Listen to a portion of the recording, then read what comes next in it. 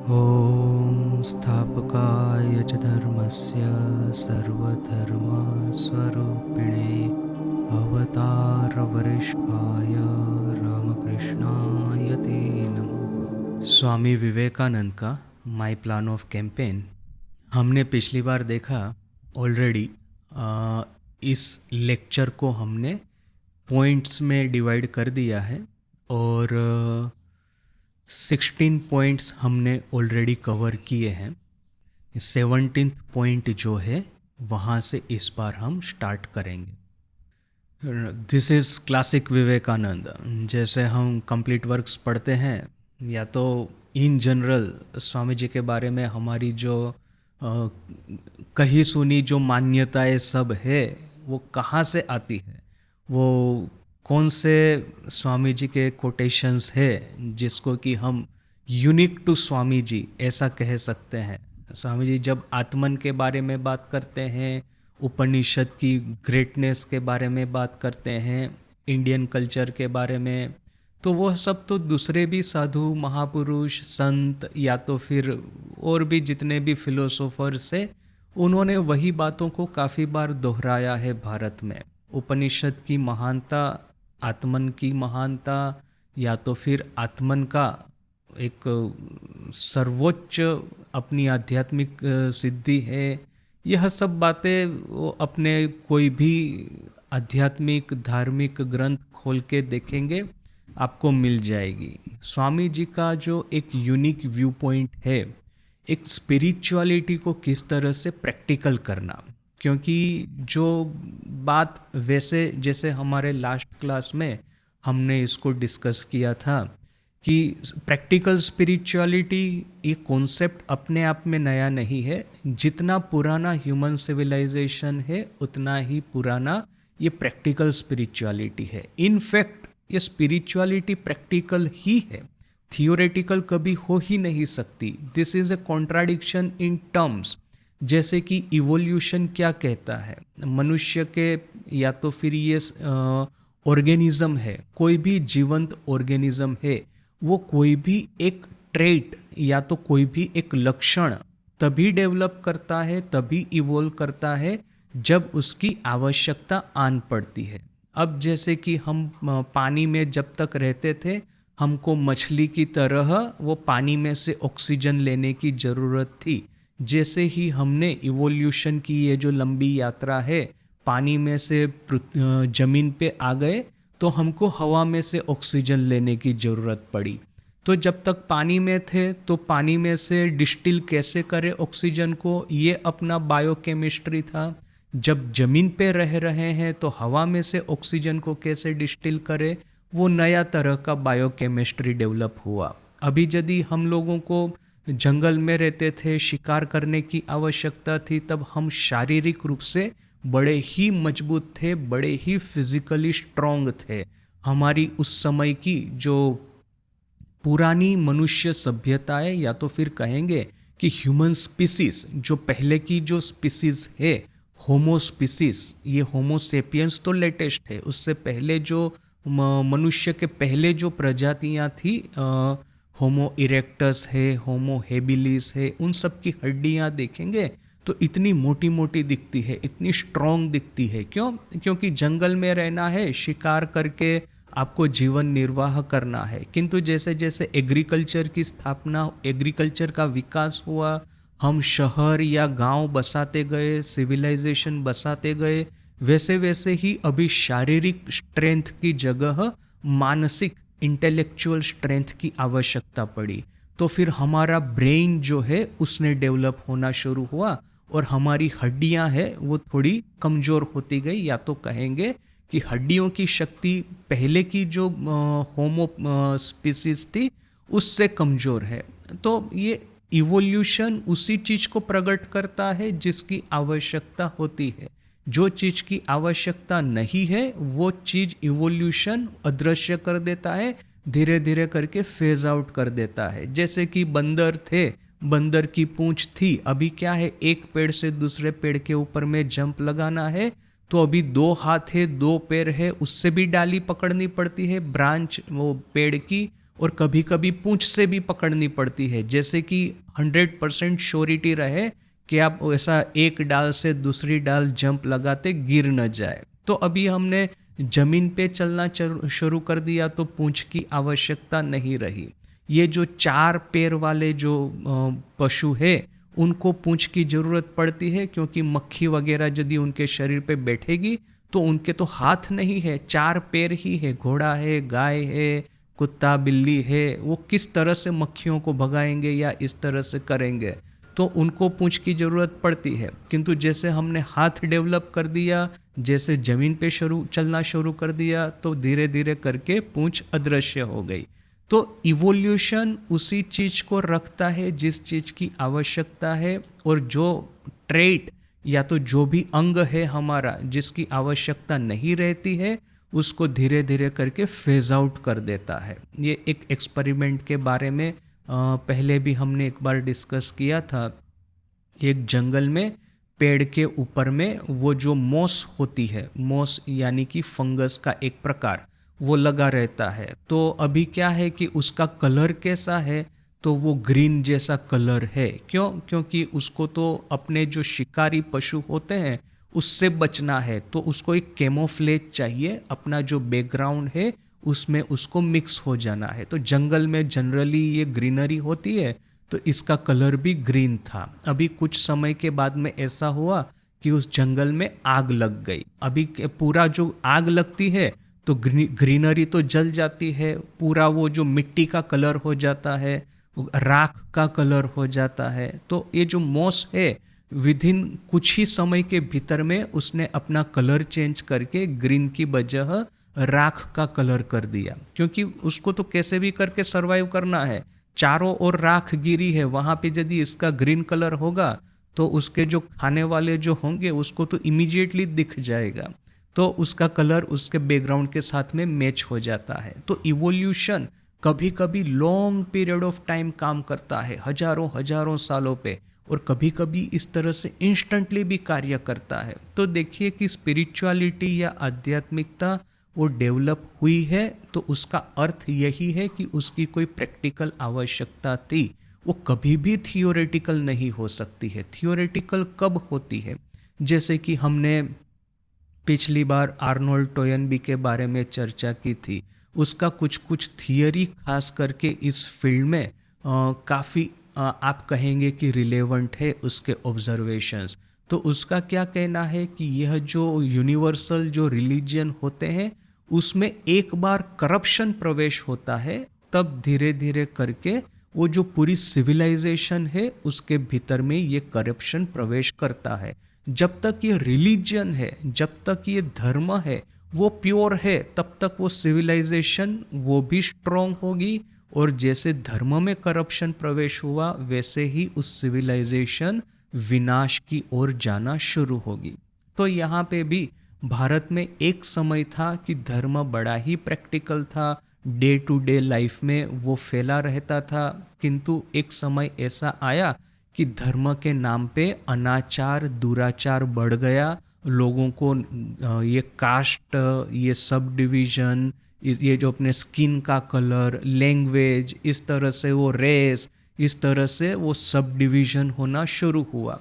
तो जैसा एक्चुअली कोई भी एक सिविलाइजेशन खड़ी होती है, इसके पीछे में एक यूनिफाइंग फोर्स चाहिए। ये यूनिफाइंग फोर्स, क्योंकि कोई भी एक देश है, कोई भी एक राष्ट्र है, कोई भी एक समाज है, उसका सबसे बड़ा स्ट्रेंथ क्या है? वो है यूनिटी। यदि यूनिटी नहीं होगी तो वो समाज कभी खड़ा ही नहीं होगा।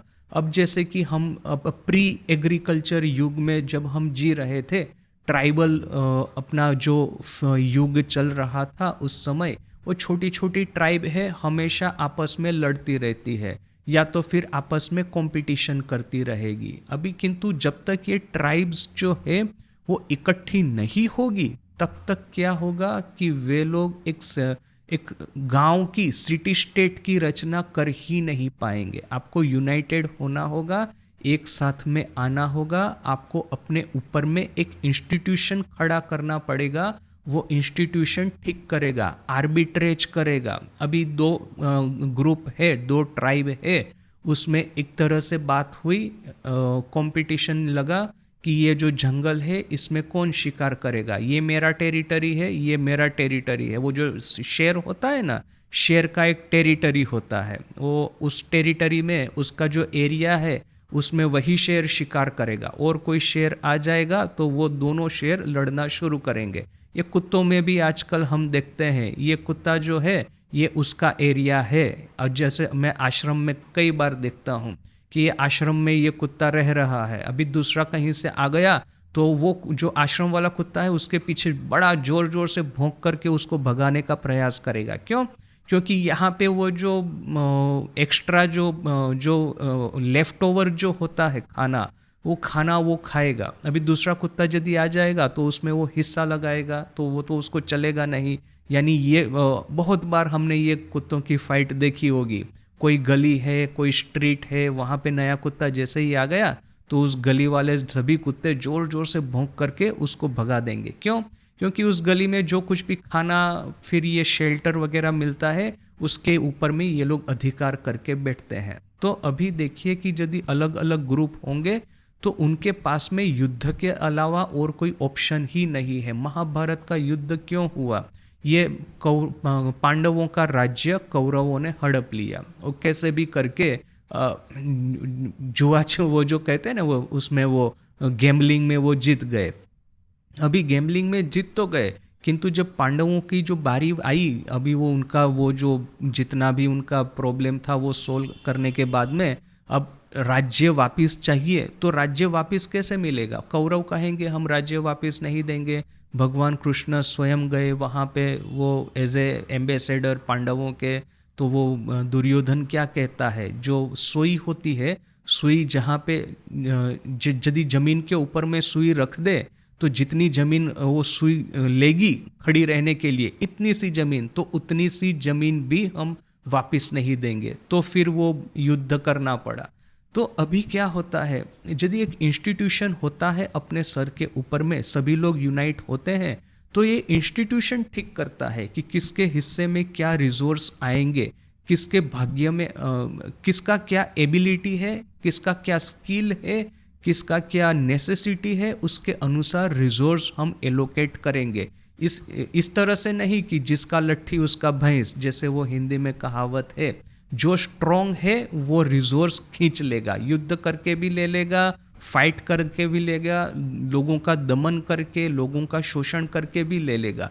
ऐसा नहीं। ये देखिए कि ये सेकंड वर्ल्ड वॉर, जब तक ये फर्स्ट वर्ल्ड वॉर और उसके पहले भी ये ब्रिटिश या तो फिर ये जर्मन या तो फ्रेंच, ये जैसे जैसे वो एक देश डेवलप हुआ, ब्रिटेन का ही सबसे बड़ा उदाहरण है कि उन्होंने भारत पे कैसे भी करके डिवाइड एंड कॉन्कर ये सब नीति अपना करके भारत पे अपना कब्जा कर लिया। फिर भारत में वो जो उस समय का मुगल राजा है उसके पास में से ये उन्होंने ये ले लिया अथॉरिटी कि हम इस एरिया का टैक्स कलेक्ट करेंगे, और फिर टैक्स कलेक्ट करके वहाँ की मैनचेस्टर की मिल, वहाँ का जो कपड़ा है, या तो फिर ब्रिटेन में तो इंडस्ट्रियल वो जो रेवोल्यूशन आ चुका था, वहीं की फैक्ट्री में जो कुछ भी प्रोड्यूस होगा हम यहाँ पे भारत में बेचेंगे, बीच में कोई टैरिफ लगेगा नहीं, और भारत में जो इंडिजेनियस जो कुछ भी प्रोडक्शन होता है उसको ये लोग बंद कर देंगे। वो जैसे हमको पता है वो जो सिल्क के वो जो कारीगर थे, सिल्क बुनने वाले, उनके हाथों के अंगूठे काट दिए थे, यानी कि भारत में इतना अच्छा सिल्क प्रोडक्शन, क्लॉथ प्रोडक्शन न हो। तो ये जो भयानक अत्याचार ब्रिटिश लोगों ने भारत पे किया, तो ऐसी ही रीति चली आ रही थी। किंतु सेकंड वर्ल्ड वॉर में जो भयानक हत्याकांड हुआ, न्यूक्लियर वेपन डेवलप हुए, तो फिर वो अमेरिका के प्रेसिडेंट और ऐसे कुछ बुद्धि मतलब जिन लोगों में थोड़ा बहुत अकल है, उन्होंने कहा कि नहीं, यूनाइटेड नेशन की रचना की जाए। एक देश दूसरे देश पे आक्रमण करेगा तो सभी देश मिलकर के उसको सैंक्शन करेंगे। अभी ये अथॉरिटी यूनाइटेड नेशन की कितनी चलती है कितनी नहीं चलती है वो तो हम न्यूज़पेपर देख के समझते ही है, किंतु what counts is the idea. ये आइडिया तो डेवलप हुआ कि हाँ एक हायर इंस्टीट्यूशन होना चाहिए, और ये इंस्टीट्यूशन है उसके अंडर में जितनी भी प्रजाएं हैं, जितने भी ग्रुप है, जितने भी ये सोसाइटल एलिमेंट्स है, उन सब में ये आर्बिट्रेज करेगा। जब तक ये इंस्टीट्यूशन नहीं होगा तब तक हम ये बारबेरियन के लेवल से, ये जंगली लेवल से, ये जंगली प्रजा के लेवल से हम ऊपर ही नहीं आएंगे। पशुवत जो हमारी अवस्था होती है उससे हम ऊपर ही नहीं आएंगे। देखिए, एक पशु और एक मनुष्य या तो इंसान, दो बहुत डिफरेंस है, बहुत बड़े डिफरेंस है। एक तो है कि हम लोग जो है मनुष्य, हम लोग एक तो स्पिरिचुअल है इस अर्थ में कि बाह्य जगत के जो कुछ भी हमारी इंद्रियां आहार करने को जा रही है, उस इंद्रियों को हमने रिवर्स किया है प्रति आहार प्रत्याहार। ये हो गया मनुष्यत्व की तरफ जाने का सर्वप्रथम स्टेप। पशुत्व से मनुष्यत्व, मनुष्यत्व से दिव्यत्व की जाने की जो यात्रा है, उसमें सबसे बहुत बड़ा एक इम्पोर्टेंट माइलस्टोन है ये प्रत्याहार। अपनी इंद्रियां हमेशा बाहर का आहार खोजती है। अपना मन जो है बाहर में एक्साइटमेंट खोजता है। अपना जो खाने की इच्छा होती है, चीज़ों को प्राप्त करने की इच्छा होती है, तो यह जो बाहर के जगत में अपनी इंद्रियां धावित होती है, उनको पकड़ करके कैसे भी करके संयमित करके भीतर में उसको रीडायरेक्ट किया जाए। क्यों? क्योंकि हमको धीरे धीरे ये पता लगने लगा कि बाहर में जितने भी आप कहेंगे कि भोग, सुख, आनंद या तो कुछ भी हमको मिलता है, उससे फार ग्रेटर आनंद, उससे फार ग्रेटर सेटिस्फेक्शन, उससे फार ग्रेटर कंटेंटमेंट हमको भीतर से मिलता है। क्योंकि भीतर में डिविनिटी छुपी हुई है, आत्मन या तो ब्रह्मन है। तो यह धारणा जब से हुई तब से हमने अपनी इंद्रियों को संयमित करना शुरू किया, बाहर की जगत से आंतरिक जगत की ओर मोड़ना शुरू किया। ये एक बहुत बड़ा माइलस्टोन मनुष्य के जीवन में आया। और जब आप अपने को संयम करते हैं तभी दो लोग एक साथ में रह सकते हैं। यदि मैक्सिमलिस्ट एक अप्रोच होगा जीवन का कि मुझे इंद्रियों के भोगों को चरितार्थ करना है, उसके लिए मैं कुछ भी करने को तैयार हूँ। जैसे कि मैं शेर हूँ, तो शेर क्या करेगा, ये मेरा टेरिटरी है, इस टेरिटरी में मैं ही रहूँगा, फिर इस टेरिटरी में मैं ही शिकार करूँगा। दूसरा शेर यदि आ जाएगा तो फिर मैं उसके साथ में युद्ध करूँगा, या तो वो जीतेगा या तो मैं जीतूँगा। ये पहले के ज़माने में, और इवन यहाँ तक कि ये मुग़ल जो राजा थे सब, देखिए कि किस तरह से ये सक्सेशन होता था। अभी एक बादशाह है, अभी वो धीरे धीरे करके बूढ़ा हो रहा है और उसके लड़के को अभी सत्ता चाहिए, तो अपने वो पिताजी है वो गद्दी छोड़ नहीं रहे हैं, तो उसकी हत्या करके अपने से गद्दी उसने वो ये कर ली, वो ग्रैब कर ली। अभी देखिए कि उसकी जो सत्ता की लालसा है, उसके लिए अपने पिता का भी वो वध करने से नहीं अटकता है। कौरवों की बात एकदम जग जाहिर है, सत्ता की लालसा, भोग सुखों की वासना इतनी स्ट्रॉन्ग थी कि पांडवों की जगह, पांडवों की जमीन, पांडवों का राज्य भी उन्होंने हड़प लिया था। तो ये मैक्सिमलिस्ट अप्रोच जब तक जीवन की ओर रहेगा तब तक हम इंस्टीट्यूशंस डेवलप कर ही नहीं पाएंगे। तब तक हम साथ में रह करके, कंप्रोमाइज करके दो लोग साथ में रह ही नहीं पाएंगे। अभी निश्चय पांडवों का जो कौरवों की जो भोग वासना थी, या इवन ये जो मुगल जो सब राजा थे, बादशाह थे, उन लोगों की राज्य प्राप्त करने की जो इच्छा थी, वो तो फिर भी थोड़ी सी मॉडरेट हो चुकी थी इवोल्यूशन की यात्रा में। पहले पहले तो जब हमारा ट्राइबल एग्जिस्टेंस था, ट्राइबल लेवल पे हमारा इवोल्यूशन पहुंचा था, उस समय तो मैक्सिमलिस्ट पोजीशन, अर्थात कि ये जगह मेरी ही है, आप स्वीकार नहीं करेंगे तो आखिर में फाइट होगी ही होगी। अभी आजकल तो या तो फिर कहेंगे कि पिछले जब से सिविलाइजेशन प्रारंभ हुआ है, युद्ध एक एक्सेप्शन है, किंतु पहले ऐसा था कि युद्ध नॉर्म था और पीस था एक्सेप्शन। तो देखिए कि युद्ध नहीं कहेंगे उसको, डे टू डे फाइट ही कहेंगे।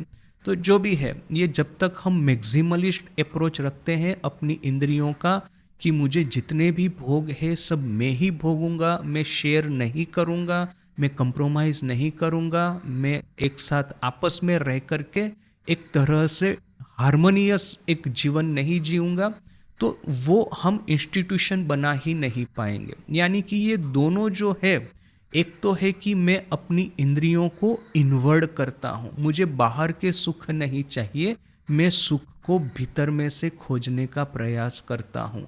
यह से धर्म का प्रारंभ होता है। जैसे कि देखिए कि लक्ष्मण का जो अपने जो बड़े भाई है भगवान राम, उनके प्रति जो आदर और श्रद्धा थी, अब लक्ष्मण को देखिए और ये मुगल राजाओं को देखिए, बड़ा भाई हो न कि पिताजी हो, उनकी हत्या करके कैसे भी करके राज्य प्राप्त कर लेना है।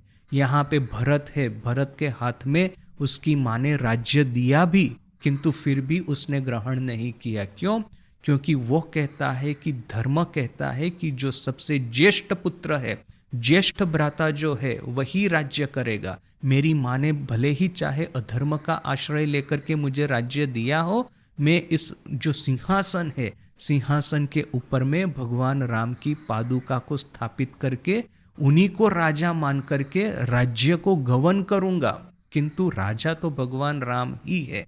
देखिए कि ये धर्म का रास्ता है। मैंने अपनी वासना कामनाओं को संयमित किया है। जब तक मैं कामना वासना को संयमित नहीं करता हूँ, मैं धर्म के रास्ते पे आगे बढ़ता ही नहीं हूँ। और जब तक मैं धर्म के रास्ते पे आगे नहीं बढ़ता हूँ, मैं समाज में सुखपूर्वक हारमोनियसली जी ही नहीं पाऊंगा।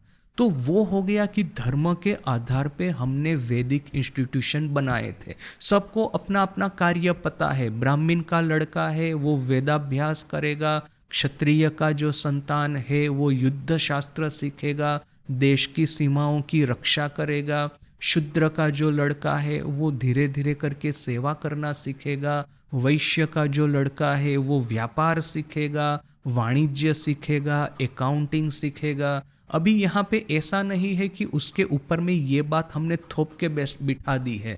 यहाँ पे बात ये है, देखिए कि दो चीज़ें हैं इस जो पुरानी वर्ण प्रथा थी उसके बारे में। सर्वप्रथम तो आज बाद में जिस तरह से हेरेडिटरी हो गया कि ये ब्राह्मण का लड़का ही ब्राह्मण होगा, यदि वो और कोई शूद्र के लड़के में यदि वो विद्याभ्यास करने की तमन्ना है तो भी वो नहीं कर पाएगा, वो बाद की बात है। महाभारत में, महाभारत के समय से ही एक्चुअली यह सब हमको ये रिजिडिटी जो है देखने को मिल जाती है। एकलव्य था, एकलव्य को जो धनुर्वेद सीखना था, वो जो युद्ध शास्त्र सीखना था, तो वो जो द्रोणाचार्य थे उन्होंने सिखाया नहीं, तो बोल करके एकलव्य अपने से सीख रहा है। क्यों? क्योंकि वो राजकुमारों के साथ में वो शिक्षा प्राप्त करने के लिए योग्य नहीं है। वो जो उच्च क्षत्रिय कुल है उसमें उसका जन्म नहीं हुआ है। अब जब द्रोणाचार्य ने उसकी विद्या देखी तो क्या कहा कि तुम मुझे गुरु दक्षिणा में अपना अंगूठा काट करके दे दो। तो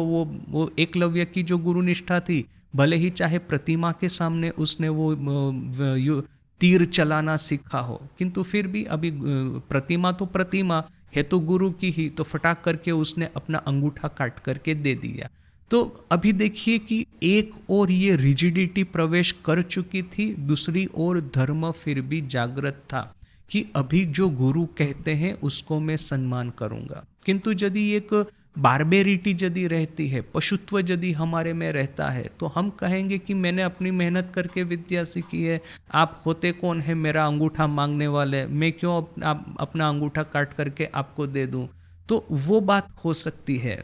तो एक्चुअली आइडियल क्या है कि हम लोग धर्म को फॉलो करते करते मेरी ये जो वासनाएं हैं, मेरे जो डिज़ायर्स है, उसको कंट्रोल करे। भगवान ने मुझे जो दिया है उसमें संतुष्ट होकर के रहे और भीतर में संतुष्टि प्राप्त करने का प्रयास करे। यदि ये राजा का संतान है और मैं यदि शूद्र का संतान हूँ, राजा के संतान के पास में जो भोग विलास मुझे दिखाई दे रहे हैं, उसके पीछे आंख बंद करके दौड़ने की बजाय मेरा जो जन्म, मेरी जो स्थिति, जो भगवान ने मुझे दिया है, वो कार्य करके उसमें संतुष्ट रह करके मैं धर्म का पालन करूंगा और आध्यात्मिक जगत में उन्नति प्राप्त करने का प्रयास करूंगा। तो यदि धर्म है तो इंस्टीट्यूशन है, बिना धर्म के इंस्टीट्यूशन होंगे नहीं। वरना तो प्रत्येक जनरेशन में आपको रेवोल्यूशन आएगा। एक राजा का मृत्यु होता है तो फिर उसके बाद में दूसरा राजा कौन बनेगा? तो धर्म कहता है कि ज्येष्ठ संतान जो है वो राजा बनेगा, और बाकी जितने भी संतान है उस राजा के, उन सबको ज्येष्ठ भ्राता जो है वो उसकी बात सुननी है। यदि ये धर्म को आप फॉलो नहीं करेंगे तो जितनी भी बार राजा का मृत्यु होता है उतनी भी बार ये जो उस राज्य में अराजकता फैलेगी। जितने भी वो जो भाई है वो आपस में लड़ेंगे या अपने राज्य, एक लड़का कहेगा कि भले मैं छोटा हूँ किंतु मेरे में तो बड़े भाई से ज़्यादा टैलेंट है, मैं क्यों चुपचाप बैठ जाऊँ, मेरा भाई सब कुछ भोग करेगा राजा के रूप में और मैं एक छोटा सा एक जमींदारी मुझे दे देगा, कहीं कोने में जा कर के रहो, इस तरह से मैं क्यों रहूँगा, मैं भी राज्य को चलाऊँगा, मैं ही राज्य को भोग करूँगा। तो बोल करके छोटा भाई है वो बड़े भाई के साथ में लड़ना शुरू कर देगा। ऐसा यदि होगा तो फिर वो राज्य हर जनरेशन में एक बार वहाँ पे हत्याकांड होगा, कुछ ही जनरेशन के बाद में वो राज्य कमज़ोर हो जाएगा, विदेशी राजा आकर के आक्रमण करेगा, और वो है भीतर से ऑलरेडी खोखला हो चुका है, बार बार सिविल वॉर होती है, तो बाहर के आक्रमण के सामने फिर वो टिक नहीं पाएगा। यानी कि यदि आपको इंस्टीट्यूशंस चलाने भी है तो आपको अपनी वासनाओं को संयम में रखना है। वासनाओं को संयम में रखने का एक ही उपाय है, यदि हम धर्म को फॉलो करें। और धर्म को फॉलो करना माने कि सिर्फ बड़ा भाई है तो मैं उसको राज्य दे देता हूँ। लक्ष्मण जो है, लक्ष्मण जी भगवान राम के साथ में वन में गए, भगवान राम की इतनी सहायता की, वो तो कह सकते थे कि मैं भरत के साथ में बैठ कर के राज्य करूँगा, हो सकता है भरत मुझे कोई मंत्री वगैरह कुछ बना दे, क्यों मैं वन वन जंगल जंगल घूमूंगा। तो यदि भोग वासना की इच्छा होती तो फिर वो हमारी जो भव्य वैदिक संस्कृति थी उसकी रचना कभी होती ही नहीं है, होती ही नहीं। तो ये, और यदि मैं धर्म को मुझे फॉलो करना है तो वो तभी हो सकता है, मैं सिर्फ बातों बातों में धर्म को फॉलो करूं ऐसा संभव ही नहीं है। मैं कहूँगा अच्छा मैं जो छोटा संतान मतलब ये यंगर सन हूँ, मैं यदि छोटा भाई हूँ तो फिर ये मेरी फर्ज है कि बड़े भाई को राज्य दे देना, किंतु बोलने से तो होगा नहीं। भीतर में यदि कामना है, भीतर में यदि वासना है तो इस बात को मैं कभी स्वीकार नहीं करूँगा। हमेशा कुछ न कुछ इंट्रिग चलता रहेगा, हमेशा कोई ना कोई कॉन्स्पिरेसी चलती रहेगी, हमेशा कुछ न कुछ षड्यंत्र चलता ही रहेगा, वो राज्य कभी शांत नहीं होगा। मैं धर्म को तभी फॉलो कर सकता हूँ जबकि मुझे भीतर में से आनंद मिल रहा है, भीतर में ईश्वर दर्शन, भीतर में आत्म साक्षात्कार का यदि एक अंश भी मिलता है तो भीतर का जो सेटिस्फेक्शन है वही मुझे धर्म को फॉलो कर, वही मुझे इंद्रियों के भोग को संयमित करवाएगा। इंद्रियों के भोग संयमित होंगे तभी मैं धर्म को फॉलो करूंगा। यदि मैं धर्म को फॉलो करता हूं तभी इंस्टीट्यूशंस काम करेंगे। और ये जो पूरी साइकिल है, आध्यात्मिकता, धर्म और इंस्टीट्यूशन, ये जो ट्रायंगल है वो तीनों एक दूसरे के, एक तीसरे के साथ में मतलब बड़े ही क्लोजली कनेक्टेड है। इन जो ट्रायंगल का एक पार्ट भी, एक पॉइंट भी यदि टूटा तो बाकी सब पॉइंट इधर तितर बितर हो जाएंगे। यदि मैं आध्यात्मिक नहीं हूँ और सिर्फ मुंह पे धर्म की बात कर रहा हूँ कि भले ही चाहे मैं भरत हूँ तो मुझे ज्येष्ठ भ्राता जो है निश्चय वही राज करेंगे, मैं मुंह से तो बोलता हूँ किंतु भीतर भीतर में बड़ी ये जो कामना वासना भीतर से जागृत हो चुकी है कि भगवान राम भले गए जंगल में, यहाँ पे मैं कुछ न कुछ षड्यंत्र करके मैं कैसे भी करके राज्य को सही सही में हत्या लूँगा। उस समय तो भगवान राम के बहुत सारे फॉलोवर थे, उस आसपास में राजमहल में रहते होंगे, तो कैसे भी करके उनकी हत्या करके रियल पावर जो है मैं ले लूँगा। भले मुख में राम बगल में छुरी, जैसा हम अपने कहावत है, मुंह पे तो मैं धर्म की बात करूंगा किंतु भीतर में सब अधार्मिक आचरण रहेंगे। तो ऐसा होगा तो भी इंस्टीट्यूशन चलेगा नहीं। तो ये आध्यात्मिक उपलब्धि, वहीं से धर्म होगा। धर्म का अर्थ ही है कि अपनी कामना वासनाओं को संयम में रखना। देखिए ये मैरिज का इंस्टीट्यूशन कैसे चलता है, पति हो कि पत्नी, वो दोनों एक मतलब जब विवाह होता है तो अपनी ये जो वासना होती है उसको संयमित कर लेते हैं। एक पत्नी व्रत या तो फिर ये एक पति व्रत, या एक ही स्त्री या तो एक ही पुरुष के साथ में आपको संबंध रखना है। अभी वासना यदि बहुत बढ़ गई और ये एक्स्ट्रा मैरिटल अफेयर्स जो कहते हैं ना, कि विवाह तो एक के साथ में किया है किंतु अफेयर दूसरे 2 लोगों के साथ में, दूसरे 10 लोगों के साथ में चल रहा है। अभी भारत में तो आज फिर भी इस सब चीज़ों के ऊपर में इतना इसकी कोई इतनी ज़्यादा मान्यता नहीं है, किंतु ये वेस्टर्न कंट्रीज में आप जाएंगे तो ये एक्स्ट्रा मैरिटल अफेयर्स या तो फिर बात बात में डाइवोर्स ले लेना, ये सब चीज़ें तो बड़ी कॉमन है। ये कॉलेज लाइफ वहाँ का कैसा है, यह सब तो हम न्यूज़पेपर में पढ़ते ही है। इस चीज़ को कहते हैं प्रोमिस्क्यूइटी, अर्थात कि एक से ज़्यादा पार्टनर के साथ में संबंध रखना और थ्रू आउट अपने जीवन में रखते रहना। और समाज इसको कोई बहुत बुरी नज़र से नहीं देखता है। जब तक मुझे भोगने को मिलते हैं तो फिर मैं दूसरे लोग क्या कर रहे हैं उसके ऊपर मैं क्यों मैं नज़र रखूँगा। लोग 2-2, 3-3, 4-4 बार डाइवोर्स लेकर के नया मैरिज करते हैं, मैरिज के बाद में भी एक्स्ट्रा मैरिटल अफेयर्स रखते हैं। तो यह सब चीज़ें वहाँ पे बड़ी सामान्य है। तो यह सब तो हमको पता है। भारत में जो बड़े बड़े शहर है, महानगर है, वहाँ पे थोड़ा बहुत यह सब हो रहा है, किंतु बाय एंड लार्ज भारत में आपको ये जो विवाह का जो बंधन है उसकी पवित्रता मेंटेन की हुई आपको देखने को मिलती है। तो ये विवाह का बंधन, विवाह का जो इंस्टीट्यूशन है वो कब काम करेगा? वो तभी कार्य करेगा कि जब पति और पत्नी दोनों अपना जो धर्म है, सती धर्म और पति धर्म, उसका निर्वाह करेंगे, तभी तो वो विवाह का इंस्टीट्यूशन टिक्का रहेगा। ये जो फैमिली का इंस्टीट्यूशन तभी तो वो चलेगा। और धर्म को फॉलो करने के लिए आपको हृदय में संतोष चाहिए ही चाहिए। यदि हृदय में आपको कोई आध्यात्मिक उपलब्धि नहीं हुई है तो आप धर्म के बारे में मुंह से 1000 बातें करें, आपका चरित्र जो है धीरे धीरे करके उसमें करप्शन प्रवेश करेगा ही करेगा। ठाकुर और माँ, ये कहानी तो जग जाहिर है।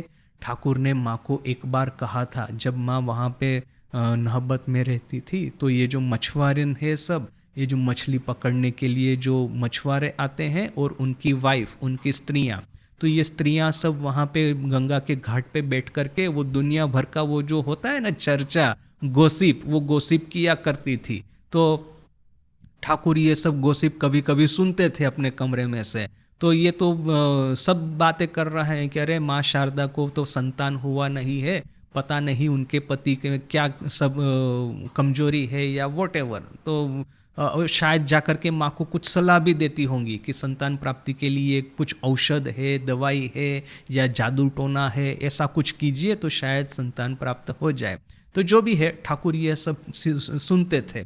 तो जाकर के एक बार माँ के पास में विनती करते हैं, कहते हैं देखो मेरे पास में सब कुछ है, किंतु मैंने उसको ईश्वर की सेवा के लिए, ईश्वर प्राप्ति के लिए मैंने सब कुछ समर्पित कर दिया है, माँ काली के सामने बलि प्रदत्त कर दिया है। तुम मेरे पे मेहरबानी करके वो मेरे पे ये सब दवाई, ये सब जादू टोना, यह सब मेरे पे मत करना। तो माँ कभी करने वाली नहीं थी। ठाकुर ने बोला, ठाकुर का नेचर था बच्चे जैसा, छोटा बच्चा कैसा बीच बीच में वो नर्वस हो जाता है, एंग्जियस हो जाता है। नरेन कुछ कहता है तो ठाकुर सीधे माँ काली के पास में जाके कहते हैं कि नरेन कहता है कि ये तो चातक पक्षी नहीं है, ये तो चमगादड़ है। फिर माँ काली ठाकुर को आश्वासन देती है कि अरे नहीं, वो तो बच्चा है, उसको क्या पता। तो वो नरेन कुछ कहता है, हाजरा कुछ कहता है, तो ठाकुर वो नर्वस एंग्जियस हो जाते थे, माँ काली के पास में कहने को दौड़ जाते थे। क्यों? क्योंकि माँ जगदम्बा ने ठाकुर को एक बालक की अवस्था में रखा था। तो ठाकुर में ये बालक भाव था, बोल करके माँ शारदा के पास में आकर के इस तरह से बोलते हैं। हमको पता है कि माँ इस तरह का जादू टोना या औषध या दवाई का प्रयोग ठाकुर के ऊपर में कभी नहीं करने वाली है। जैसे हरीश की पत्नी ने किया था, वही हरीश, वो फेमस इनफेमस, ये ठाकुर का वो जो शिष्य था, ठाकुर के पास में नियमित रूप से आता था, कथामृत में भी काफ़ी वर्णन है। और ये वही हरीश, देखिए ऐसा वैसा नहीं है। ये स्वामी जी ठाकुर की महासमाधि के बाद में दूसरे के तीसरे दिन के बाद में ही जब स्वामी जी और हरीश दोनों काशीपुर गार्डन में टहल रहे थे और ठाकुर का जो दर्शन हुआ था स्वामी जी को, वो पास में ही हरीश खड़ा था। और स्वामी जी ने सबसे पहले हरीश को पूछा कि अच्छा तुमको कुछ दिखा क्या? तो हरीश भी ऐसा, वो क्योंकि हरीश को भी दर्शन हुआ था, फिर स्वामी जी जोर जोर से चिल्लाने लगे, सभी लोग इकट्ठा हो गए। फिर देखा कि वो फेमस घटना पता है, ये ठाकुर की महासमाधि के बाद में सभी लोग मायूस हो गए थे, किंतु ठाकुर ने उसी दिन शाम को आकर के माँ का हाथ पकड़ करके कहा। माँ जब हाथों की चूड़ियाँ निकाल रही थी, उसी समय माँ का हाथ पकड़ करके कहा था कि मैं गया कहाँ पे हूँ कि तुम ये जो विधवाओं के तरह रहना चाहती हो, चूड़ियाँ क्यों निकाल रही हो। तो वो बात फैल गई थी दूसरे दिन, और गुलाब माँ ने आकर के सबको कहा था, तो थोड़ा सा तो भरोसा हुआ था। किंतु स्वामी जी का तो रैशनलिस्टिक माइंड है, तो वो तो इजीली वो संतुष्ट होंगे नहीं। तो वो 2-3 दिन के बाद की ही घटना है। स्वामी जी के जीवन में हमने देखा कि वो काशीपुर गार्डन में टहल रहे थे, एकाएक मेन रोड जो है वहाँ से फटक से एक दिव्य पुरुष, एक ज्योति स्वरूप कोई पुरुष भीतर में प्रवेश किया। तो स्वामी जी चुपचाप आश्चर्यचकित होकर देख रहे हैं, तो यही हरीश पास में खड़ा है और वो भी देख रहा है। और फिर हमको पता है कि वो जो दिव्य पुरुष था, वो वहाँ पे वो कुछ फूलों की ये जो पेड़ थे वहाँ पे आकर के अदृश्य हो गए। तो जो दृश्य स्वामी जी ने देखा था, वही दृश्य देखने का सौभाग्य हरीश को भी प्राप्त हुआ था। तो ये वही हरीश कि उसकी पत्नी ने उसके, क्योंकि वो पत्नी के साथ में संबंध नहीं रखता था, बोल करके कुछ दवाई वगैरह कुछ ऐसा खिला दिया कि उसका माथा खराब हो गया। फिर जयराम बाटी जाकर के माँ को परेशान कर रहा था। फिर माँ ने उसकी पिटाई की एक बार अच्छे से, तब कहीं जाके उसकी अकल ठिकाने आई थी। तो देखिए कि यह सब होना वो कोई आश्चर्य की बात नहीं है, यह सब घटनाएं होती रहती थी। ठाकुर तो बड़े प्रैक्टिकल थे, ठाकुर को पता था। तो अभी देखिए कि हरीश की पत्नी और माँ शारदा दोनों में डिफरेंस क्या है। वो हरीश की पत्नी में भोग वासना होगी, तो वो भोग वासना से प्रेरित होकर के उसने हरीश पे यह सब गड़बड़ करने का प्रयास किया था। माँ का हृदय एकदम 100% पवित्र था, शुद्ध सात्विक हृदय था। माँ को ठाकुर ने स्वयं षोडशी के रूप में, जगदम्बा के रूप में पूजित किया था, पूजा था। और माँ के भीतर में जो आध्यात्मिकता का प्रवाह था इतना प्रचंड था कि भोग वासनाओं के प्रति माँ की तिल मात्र नजर नहीं थी, थोड़ी सी भी आकांक्षा नहीं थी।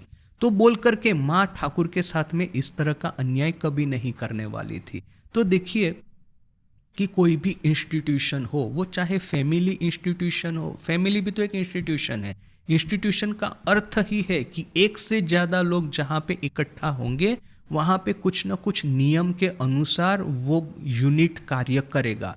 तो सबसे बेसिक इंस्टीट्यूशन आज सिविलाइजेशन में देखे तो वो फैमिली है, माँ, पिताजी और संतान, ये है सबसे बेसिक इंस्टीट्यूशन।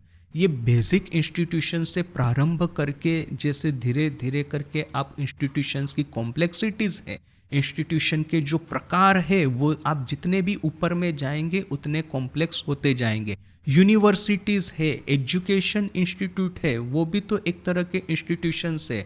ये पुलिस सिस्टम है कि किसकी पुलिस में भर्ती होगी, किस तरह से ट्रेनिंग होगी, कैसे डिप्लॉयमेंट होगा, किसका क्या ड्यूटी रहेगा, किसको कैसे प्रमोशन मिलेगा, किस तरह से सैलरी मिलेगा, किसका रिटायरमेंट बेनिफिट होगा।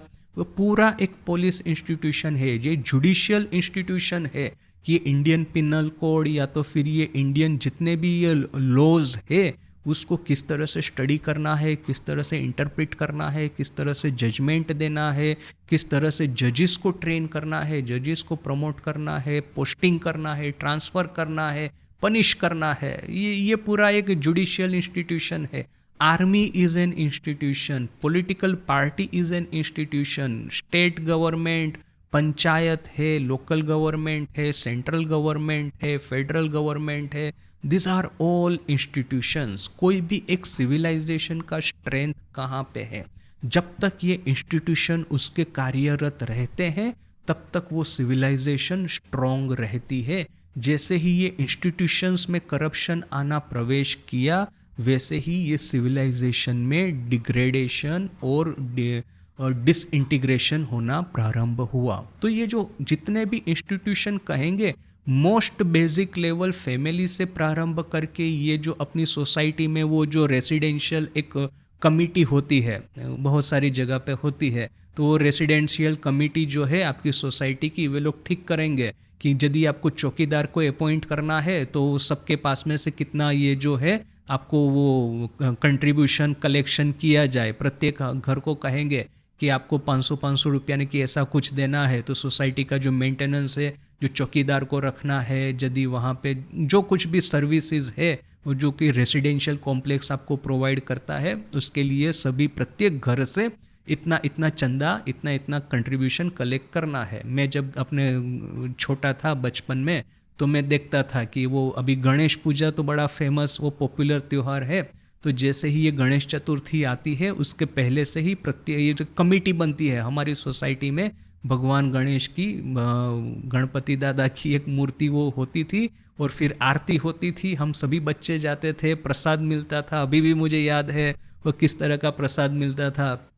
वो जो अगरबत्ती की खुशबू, ये जो आरती होती है, वो देख, छोटे बच्चे थे हम लोग, तो मैं फर्स्ट सेकंड स्टैंडर्ड, ये सब देख करके इतना अद्भुत लगता था। तो अभी भी याद है कि वो गणेश चतुर्थी के 1 महीने पहले से ही ये जो कमेटी होती है, वे लोग घर घर जा कर के कहेंगे कि आपको कंट्रीब्यूट करना है।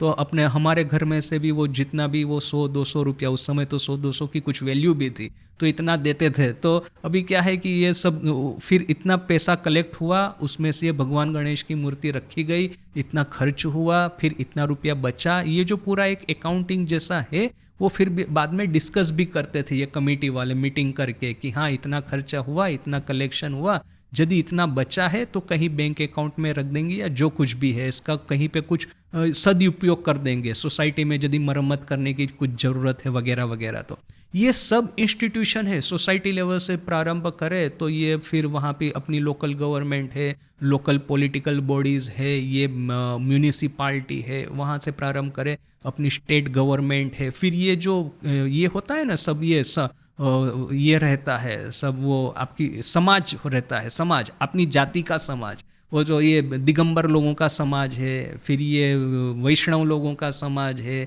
ये जैन लोगों का समाज है, ये समाज है, क्षत्रिय लोगों का समाज है।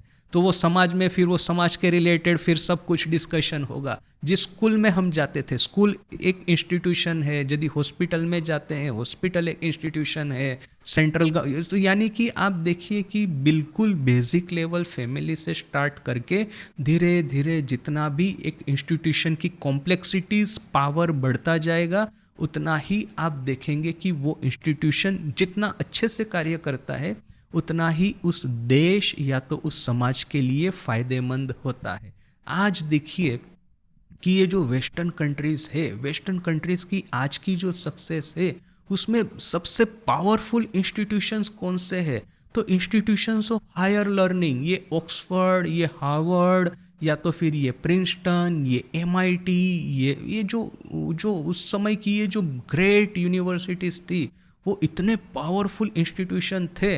यदि मैं यूनिवर्सिटी का प्रेसिडेंट हूँ और मेरे पास में करोड़ों रुपया है यूनिवर्सिटी को चलाने के लिए, तो मैं उसके साथ में कुछ भी कर सकता हूँ। मैं अपने जो रिलेटिव्स है उसको प्रोफेसर बना दूंगा, जो मेरी चमचागिरी करते हैं उनको प्रमोट कर दूंगा, जो स्टूडेंट के पास में से डोनेशन 2 नंबरी डोनेशन लेकर के स्टूडेंट्स को पास करवा दूंगा, PhD थीसिस दे दूंगा।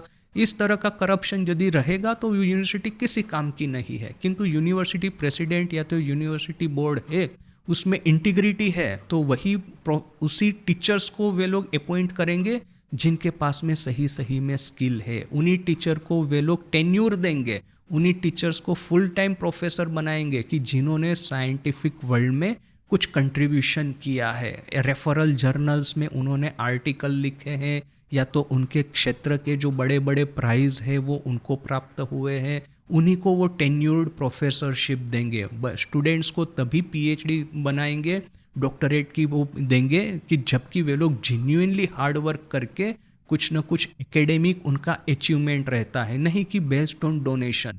तो ये इंटीग्रिटी जब वो गवर्निंग बोर्ड में रहेगी, तो वो गवर्निंग बोर्ड इस तरह की यूनिवर्सिटीज़ को खड़ी करेंगे which are the world best. ये हार्वर्ड है, या तो ऑक्सफोर्ड है, या प्रिंसटन, या MIT, जो कि बड़ी बड़ी यूनिवर्सिटीज़ में उसका नाम आता है। अपने यहाँ पे भी भारत में देखिए कि IIT है, IIM है, ये सब ग्रेट इंस्टीट्यूशन है। क्यों?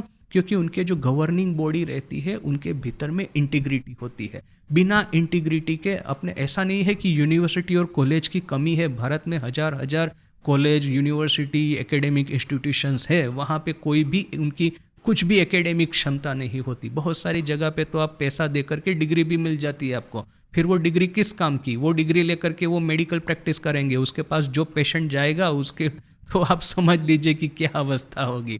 तो देश या तो सिविलाइजेशन, उसको यदि ग्रेट होना है तो उसके इंस्टीट्यूशंस ग्रेट होने चाहिए। अभी सेंट्रल गवर्नमेंट है, सेंट्रल गवर्नमेंट में करप्शन है। अभी देखिए हमारे नेबरहुड में, हमारे पड़ोस में क्या हो रहा है, भयानक करप्शन है। वहाँ पे वो जो सत्ताधारी है उनका एक ही उद्देश्य है कि टैक्स के जो पैसे हमको मिलते हैं, जनता के पास में से जो टैक्स बटोरते हैं, उसको कैसे भी करके अपने पॉकेट में डाल दिए जाए। ये जो देश की ज़मीन है, देश के ये जो रिसोर्स है, उसको अपने सेल्फिश कार्य के लिए उसको इस्तेमाल किए जाए। और जहाँ पे गवर्नमेंट में इंटीग्रिटी होती है, चाइना को देख लीजिए या तो फिर ये वेस्टर्न कंट्रीज़ को देख लीजिए, ऐसा नहीं है कि वहाँ पे करप्शन नहीं है, किंतु करप्शन जो है वो कुछ हद तक तो मॉडरेशन में है। बोल करके ही ये जो टैक्स का पैसा जो आता है वो लोग अपनी आर्मी को स्ट्रेंथन करते हैं। ये जो इकोनॉमिक सेक्टर जो होता है, इंडस्ट्रियल सेक्टर जो होता है, उसको स्ट्रेंथन करते हैं, मेरिट को प्रमोट करते हैं। जो यूनिवर्सिटीज़ जो होती है उसमें इंटीग्रिटी बनी रहे, इस तरह के प्रयास करते हैं। जो लॉज एंड ऑर्डर्स जो है, लॉ एंड ऑर्डर देश में वो बने रहे, उसके लिए जुडिशियल सिस्टम है वो ठीक ठीक कार्य करे, इसलिए प्रयास करते हैं। तो कोई भी ग्रेट कंट्री है, उसके जो इंस्टीट्यूशन है वो ग्रेट रहेंगे, तभी वो कंट्री, तभी वो देश ग्रेट बनेगा। यदि इंस्टीट्यूशंस में करप्शन प्रवेश कर गया, मैंने टॉप टू बॉटम, ये जो मैरिज इंस्टीट्यूशन में करप्शन प्रवेश किया, उसके बाद में ये लोकल गवर्नमेंट में करप्शन घुसा, उसके बाद में ये सेंट्रल गवर्नमेंट में, फिर ये जितने भी ये अदर जो एस्पेक्ट ऑफ लाइफ है, यदि आप जुडिशियल सिस्टम है, मुझे अपनी फेवर में यदि चाहिए, यदि वो जजमेंट, तो मैं जाकर के पैसा खिला दूंगा, अपनी फेवर में जजमेंट आ गया। तो ये भयानक करप्शन यदि प्रवेश करेगा तो वो फेल्ड स्टेट होगा। अपनी दुनिया में देखिए, न्यूज़पेपर सभी पढ़ते हैं, फेल्ड स्टेट की भी कमी नहीं है और सक्सेसफुल स्टेट भी है। सक्सेसफुल स्टेट्स में ऐसा नहीं है, सक्सेसफुल कंट्रीज में ऐसा नहीं है कि करप्शन बिल्कुल नहीं है, किंतु करप्शन मॉडरेट लेवल पे है। इस लेवल पे कि जहाँ तक देश की प्रगति का सवाल है, वहाँ पे फिर वे लोग ज़्यादा करप्शन नहीं करते। बाकी जब सब जगह पे वो जितना भी करते हो उतना करते होंगे। तो वो क्या है कि इंटीग्रिटी, या तो फिर कहेंगे कि धर्म का पालन। मैं यदि आईएएस ऑफिसर हूँ तो मेरा धर्म क्या है? मुझे यदि ये अभी ये जो लैंड रेवेन्यू डिपार्टमेंट है उसमें यदि मेरा पोस्टिंग हुआ है, तो फिर अभी ये लैंड रेवेन्यू जो रिकॉर्ड है उसको ऑल्टर करने के लिए, उसमें गड़बड़ करने के लिए मेरे पास में कितने वो टेम्पटेशंस आएंगे, कितनी प्रपोजल आएगी। कोई आदमी कहेगा ये रेवेन्यू रिकॉर्ड में ये कर दीजिए मेरे लिए, मैं आपको इतना रुपया दे दूंगा। तो अभी यदि मैं ऑनेस्ट हूँ, मैं धर्म का पालन करता हूँ, तब तक मैं इस तरह का कोई भी गड़बड़ अपने डिपार्टमेंट में सहन नहीं करूँगा, और तो ये इंस्टीट्यूशन अच्छे से चलेगा। मैं यदि करप्ट हूँ, मुझे पैसा चाहिए, मैं कैसे भी करके पैसों का ये, उसके लिए मैं अपनी ये जो ऑनेस्टी है उसको भी बेच देने के लिए तैयार हूँ, तो वहाँ पे करप्शन प्रवेश किया। तो ये जब करप्शन मल्टीप्लाई होता है इंडिविजुअल लेवल पे, मल्टीप्लाई होते होते होते करके वो जो फेल्ड स्टेट में परिणत होता है। और यदि ये ऑनेस्टी होती है इंडिविजुअल लेवल पे, यदि ऑनेस्टी है, तो वो ऑनेस्टी मल्टीप्लाई होते होते एक सक्सेसफुल स्टेट में हम लोग परिणत होते हैं। तो अभी देखिए कि मैं इंटीग्रिटी मेरी तभी रहेगी जबकि मैं मेरी भोग वासना है उसको कंट्रोल में रखूंगा। आज मैं कैसे भी करके मेहनत करके आईएएस ऑफिसर हुआ। अभी मेरा जो मित्र था उसने भी मेहनत करके एक मल्टीनेशनल कंपनी का सीईओ हुआ है। अभी प्राइवेट सेक्टर में तो नो डाउट सैलरी का जो ये है लेवल वो डिफरेंट ही होता है। अभी मेरा मित्र जो कि मेरे ही साथ में पढ़ रहा था, शायद हो सकता है कि मैं उससे ज़्यादा इंटेलिजेंट था, किंतु फिर भी मुझे आज जितनी गवर्नमेंट से सैलरी मिल रही है उससे 10 गुनी ज़्यादा उसको प्राइवेट सेक्टर में मिल रही है। कंपनी की ओर से उसको पर्सनल जेट दिया गया है। वो पर्सनल जेट में आज टोक्यो जाता है तो दूसरे दिन लंदन जाता है, तीसरे दिन पेरिस जाता है, तो चौथे दिन दुबई जाता है। और यहाँ पे मैं एक छोटे से गांव में मेरा पोस्टिंग हुआ है, तो यहीं पे मैं फंसा हुआ हूँ। तो ये जब भीतर में से ये होगा, मतलब ये धीरे धीरे करके अपने भीतर में ये करप्शन प्रवेश करेगा, ये कामना वासना उदय होगी, फ्रस्ट्रेशन जिसको कहते हैं।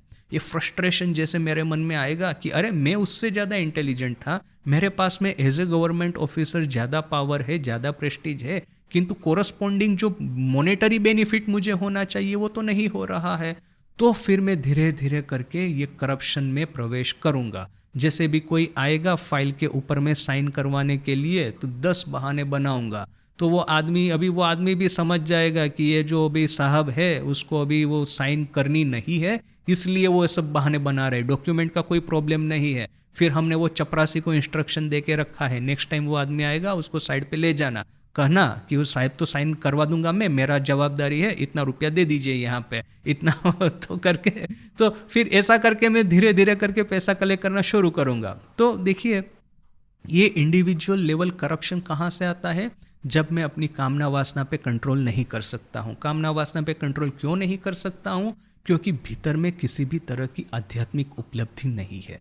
अभी देखिए कि ये जो एक तो है कि एक्सट्रीम यदि देखे कि एक और है कि भीतर में संपूर्ण रूप से खाली है, भीतर में पूरा पशुत्व है और इंद्रियों के सुख उसके ऊपर में इस तरह से हावी हो जाते हैं कि वो क्राइम करते भी ये नहीं होता है, माने उसको द्विधा नहीं होती है, मर्डर करेगा, चोरी करेगा, भयानक लेवल पे करप्शन करेगा। तो वो एक एक्सट्रीम है। दूसरा एक एक्सट्रीम है कि भीतर में इस तरह की आध्यात्मिक उपलब्धि हुई है कि बाहर के क्षेत्र में यदि वो आदमी गरीब भी है, बाहर में वो यदि सांसारिक दृष्टि से उसको देखे, 1000 कष्ट भी उसको मिल रहे हैं तो भी वो शांति से संतोष पूर्वक जीता है। तो ये दोनों एक्सट्रीम में, किंतु ज़्यादातर समाज को आप देखेंगे, ये पृथ्वी की, खास भारत की बात करूं, भारत में 150 करोड़ की पॉपुलेशन है, तो ये दोनों एक्सट्रीम में रहने वाले 1 लाख 2 लाख या तो फिर कहेंगे कि 1-2 करोड़ से ज़्यादा नहीं होंगे। 1-2 करोड़ ऐसे होंगे जिनका कि मन 100% करप्ट हो चुका है, और 1-2 करोड़ ऐसे होंगे कि जिनका मन सही सही में शुद्ध सात्विकता से परिपूर्ण है। बाकी के 150 करोड़ में से यदि मान लीजिए कि इस तरह से 3 करोड़ 4 करोड़ को निकाल दिया जाए तो 140 करोड़ के आसपास की पॉपुलेशन जो है वो इन बिटवीन समवेयर आती है। थोड़ा बहुत तो भीतर में संतोष है, वरना तो 150 करोड़ के देश में रहना संभव नहीं है। प्रत्येक स्टेट आपस में फाइट करेगा, ये नदी है इसका पानी हम ही पूरा ले लेंगे, दूसरा स्टेट कहेगा कि ना पूरा पानी हम ही ले लेंगे। फिर अभी सेंट्रल गवर्नमेंट की बात सुनेंगे नहीं, दोनों स्टेट अपनी अपनी आर्मी खड़ी करेंगे और आपस में लड़ना शुरू करेंगे और फिर सेंट्रल गवर्नमेंट से सेपरेट हो जाएंगे। तो भारत में देखिए कि इस तरह की सेपरेटिस्ट मूवमेंट ज़्यादा चलती नहीं है। लोग लिप सर्विस तो देते हैं किंतु उसमें ज़्यादा कोई इफ़ेक्टिवनेस नहीं होती है। तो ज़्यादातर 140 करोड़ के आसपास की जो पॉपुलेशन है वो समवेयर इन बिटवीन आती है। थोड़ा बहुत भीतर से संतोष भी है और कामना वासनाएं भी है, दोनों को बैलेंस करके चलती है। किंतु यदि एक सही सही ग्रेट सिविलाइजेशन हमको होना है तो हमारे पास में बड़े ही पावरफुल इंस्टीट्यूशन होने चाहिए। यदि ये पावरफुल इंस्टीट्यूशन नहीं होंगे तो हम कभी भी ग्रेटनेस के लेवल पे नहीं पहुंच पाएंगे। फिर ये एक मीडियोकर मिडल पावर, यदि ये आज की जियो पॉलिटिकल की लैंग्वेज में कहेंगे तो एक तो होते हैं ग्रेट पावर और दूसरे होते हैं मिडल पावर। इंडिया आज मिडल पावर की पोजीशन में है। ये जो जगत के जो बड़े बड़े जियो पॉलिटिकल फ्लैश पॉइंट है उसमें हमारा ऐसा कुछ खास बोलना नहीं है। हम लोग बीच बीच में कहते तो हैं कि हम शांति प्रिय है, किंतु हमारी बात कोई सुनता नहीं है क्योंकि हम लोग एक मिडल पावर है। तो यदि आपको एक ग्रेट पावर के लेवल पे जाना है जो कि पूरे विश्व में कुछ भी हो रहा है और वे लोग यदि बोलेंगे कि ऐसा नहीं ऐसा होना चाहिए तो सभी देश जो है उनकी बात सुनेंगे। वो कब होगा? जबकि अपनी आर्मी है, अपनी इकोनॉमी है, अपनी इंडस्ट्रियल कैपेसिटी है, ये R&D, ये जो ये इकोसिस्टम है वो सब स्ट्रॉन्ग होगा तभी तो लोग हमारी बात सुनेंगे। अभी रिसेंटली मैंने न्यूज़ में पढ़ा कि सेंट्रल गवर्नमेंट ने ये RDI, research development and innovation बोल करके एक फंड रेडी किया है। अभी ये फंड कितना इफेक्टिवली यूज़ होता है वो तो अभी ये फंड को मैनेज करने वालों की इंटीग्रिटी किस पे है वही तो डिसाइड करेगा, वरना तो इस तरह के फंड कितने ही जगह पे कितने ही देशों में बनते होंगे, किसका कहाँ पे ठीक ठीक यूटिलिटी होता है। अमेरिका में देखिए कि ये जो सेंट्रल गवर्नमेंट का कुछ कुछ फंड, ये जो नेशनल साइंस फाउंडेशन ने कि ऐसे कुछ जो इंस्टीट्यूशन है वो इस तरह से फंडिंग किए हैं कि जिसमें से ये क्वांटम टेक्नोलॉजी है, ये इंटरनेट टेक्नोलॉजी है, ये स्पेस साइंस है, ये एवियोनिक्स है, ये एविएशन जो साइंस है, या तो फिर ये जो मॉडर्न कंप्यूटिंग इंडस्ट्री है, वो सब वहाँ से डेवलप हुए हैं। अभी ये एआई टेक्नोलॉजीज़ जो कि आज डेवलप हुई है, उसके पीछे में उसके फंडर्स थे, माने उसको जो फंड करने वाले, इनिशियल फंडिंग करने वाले, उन लोगों ने तो बड़ा रिस्क लेकर के ही तो पैसा डाला था ये ओपन एआई जैसी कंपनियों के पीछे में। तो ये देखिए, आपके भीतर में वो ऑनेस्टी, इंटीग्रिटी नहीं होगी तो आपके पास में जो इन्वेस्टमेंट करने के लिए पैसा आया है, या तो अपने रिलेटिव्स के पॉकेट में जाएगा या तो फिर आपके चमचों के पॉकेट में जाएगा। रियल इनोवेशन कभी होने वाला नहीं है। किंतु आपने ठीक ठीक रियल इनोवेशन हो उसके लिए पैसा डाला है, तो फिर वही देश यह सब टेक्नोलॉजी के माध्यम से ग्रेट पावर होगा। अभी जहाँ पे भी कोई भी कन्फ्लिक्ट होता है, कुछ भी होता है, अमेरिका का प्रेसिडेंट जैसा एक हुक्म देगा सबको सुनना पड़ेगा। तो वो पावर, ग्रेटनेस कहाँ से आती है? क्योंकि वहाँ पे इंस्टीट्यूशंस काम करते हैं। यदि इंस्टीट्यूशंस काम नहीं करेंगे तो वो देश की ग्रेटनेस कभी भी वो होगी नहीं, फिर ये फेल्ड स्टेट होगा जैसे वो बहुत सारे कंट्रीज़ है आजकल के, या तो फिर ये मिडल पावर होगा जैसे आजकल का इंडिया है। तो वो मिडल पावर या तो फेल्ड स्टेट होकर के रह जाएगा। ग्रेट स्टेट यदि होना है तो इंस्टीट्यूशंस पावरफुल होने चाहिए, और इंस्टीट्यूशंस पावरफुल होने हैं तो जो इंस्टीट्यूशंस चलाते हैं उसमें ऑनेस्टी, इंटीग्रिटी होना चाहिए। और ऑनेस्टी, इंटीग्रिटी तभी होगा जबकि कुछ ना कुछ स्पिरिचुअल अचीवमेंट उनको प्राप्त हुआ है, या तो फिर भीतर में से कुछ ना कुछ शांति मिली है। यदि ऐसा नहीं होगा तो कोई भी इंस्टीट्यूशन ठीक से काम नहीं करेगा और कोई भी देश ग्रेटनेस के लेवल पे नहीं जाएगा। तो ये हो गया एक पूर्व भूमिका, स्वामी जी जो कहना चाहते हैं उसकी। इसके बाद में अभी स्वामी जी क्या कहते हैं वो अभी हम कल देखते हैं।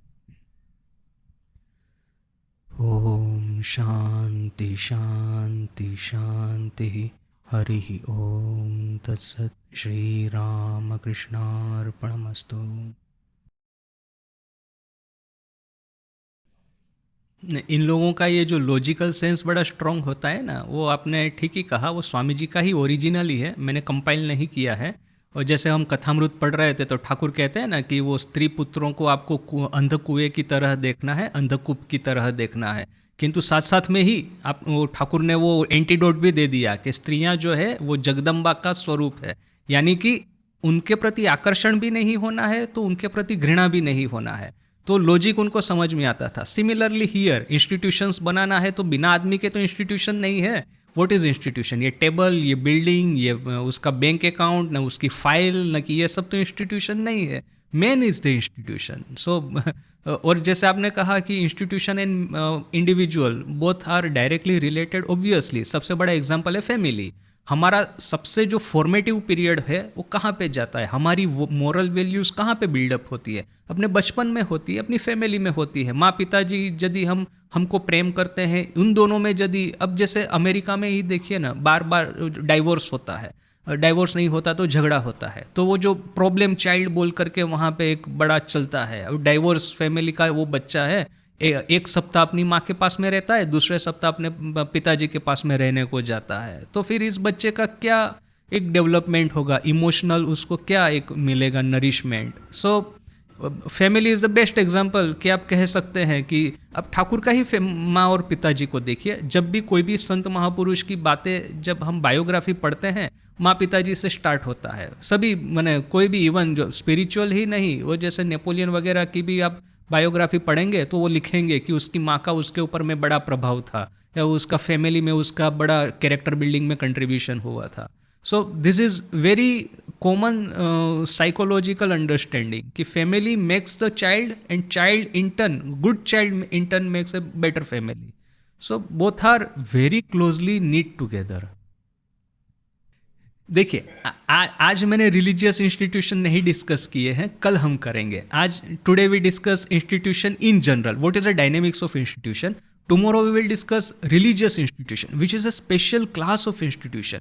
क्योंकि हिस्ट्री को पढ़ करके हमको ये समझ में आता है कि religious institutions are the most important one. क्योंकि रिलीजन ठीक रहेगा, रिलीजन इंटीग्रिटी रहेगी तो फैमिली भी ठीक चलेगा, राज्य भी ठीक चलेगा, जुडिशियल सिस्टम भी ठीक चलेगी, गवर्निंग सिस्टम भी ठीक चलेगी, because religious institutions teaches us moral values. ऐसा और कुछ नहीं है। आप स्कूल में जाइए, कॉलेज में जाइए, आप टीचर आपको कोई मोरल वैल्यूज सिखाएंगे पर से आप उससे सीखने नहीं वाले हैं। यदि आप रिलीजियस होंगे तभी आप मॉरल वैल्यूज सीखेंगे, क्योंकि वो तो भीतर में से आना है। सिर्फ मैं आपको झूठ नहीं बोलना। स्वामी जी का फेमस जो स्टेटमेंट है, स्वामी जी कहते हैं कि आप एक लड़के को बोलते हैं चोरी मत करो, बोलने से तो थोड़ी ना वो उसको चोरी मत करो, ठीक है, जब तक उसके पास में खाने पीने को है चोरी नहीं करेगा। जब वो भूखा है तब वो चोरी न करे, उसके लिए तो ऐसा क्या आपने दे दिया है? सिर्फ वो किताबों में लिखी बातों से उसको खाना पेट नहीं भरने वाला है।